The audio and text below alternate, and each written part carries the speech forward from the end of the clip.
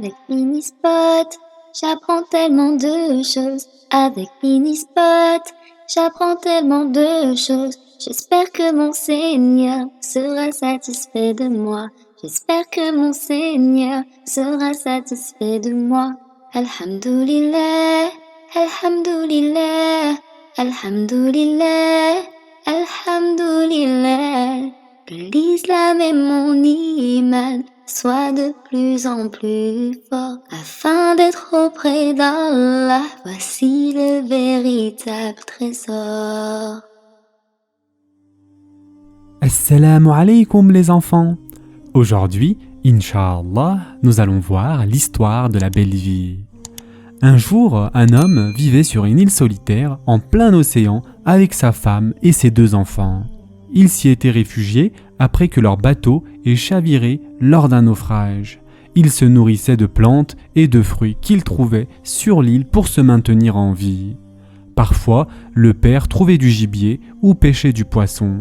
Quand la famille s'installa sur l'île, les enfants étaient encore petits et pour cette raison, ils ne furent pas nourris à base d'aliments comme le pain, le lait, le chocolat, les gâteaux, etc. L'homme et sa femme avaient bâti un abri en bambou. Ils fabriquèrent leurs lits et coussins à partir des fibres sèches d'orge. Les enfants qui grandirent dans ces conditions de vie très difficiles ne s'étaient même pas imaginé qu'il pouvait exister des coussins moelleux ni des couvertures douces. Ils passèrent alors des années ainsi jusqu'à ce qu'un jour, 4 hommes étranges vinrent sur l'île à bord d'une barque rectangulaire. Le père et la mère se réjouirent profondément car ils accéderaient finalement au salut. Cependant, leur réjouissance ne dura pas longtemps. La barque était très petite. Elle ne pouvait prendre qu'une seule personne en plus des 4 qui étaient déjà à bord. Il fallait donc que le père monte en premier.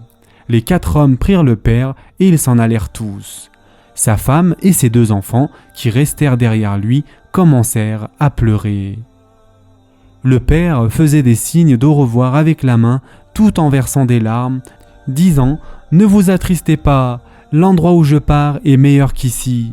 On se reverra d'ici très peu, et on sera à nouveau tous ensemble. On mènera ensemble une vie de bonheur à laquelle vous ne pourrez même pas rêver. » Sa femme et ses enfants versèrent des larmes de chagrin durant des jours. Quelques jours plus tard, la barque fit son retour sur l'île et le même incident douloureux se produisit. En effet, il n'y avait que la mère qui pouvait monter cette fois. Ce fut donc la mère qui allait cette fois-ci consoler ses 2 enfants, maintenant qu'elle allait les abandonner sur l'île. « Ne pleurez pas mes enfants, à présent je pars retrouver votre père, d'ici peu vous allez vous aussi nous rejoindre. » Après un certain temps, la barque revint chercher les 2 frères. De prime d'abord, les enfants eurent peur de voyager aux côtés de ces hommes qu'ils ne connaissaient pas, mais après que la barque les ait conduits jusqu'à la côte d'un autre pays, ils purent vaincre leur peur. Lorsque la famille tout entière se retrouva sur la plage, elle fut si réjouie qu'on ne saurait décrire leur joie. Il y avait des maisons si belles que les enfants n'arrivaient pas à croire à ce qu'ils virent. Ils mangèrent des repas délicieux à satiété et entamèrent une causerie très intéressante avec leurs parents. L'un des enfants dit à sa mère « Nous avons eu tellement peur quand les hommes de la barque nous transportaient vers ici. En vérité, nous nous sommes apeurés pour rien. » Leur père leur dit alors « Ô mes enfants, la vie terrestre que nous menons est très similaire à celle que nous avons vécue sur l'île. La mort est comme la mer. Si nous croyons en Allah, nul besoin de craindre cette mer qui représente la mort. Un jour viendra où nous serons appelés à quitter ce monde et nous serons séparés des nôtres. Et tel que vous l'avez vu, il n'y a rien à craindre dans cette séparation.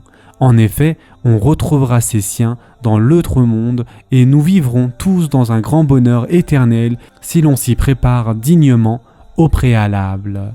Les chers enfants, notre prophète bien-aimé sallallahu alayhi wa sallam a dit « Par rapport à la vie dans l'au-delà, la vie sur terre ressemble au mouillage du doigt plongé d'un d'entre vous dans la mer.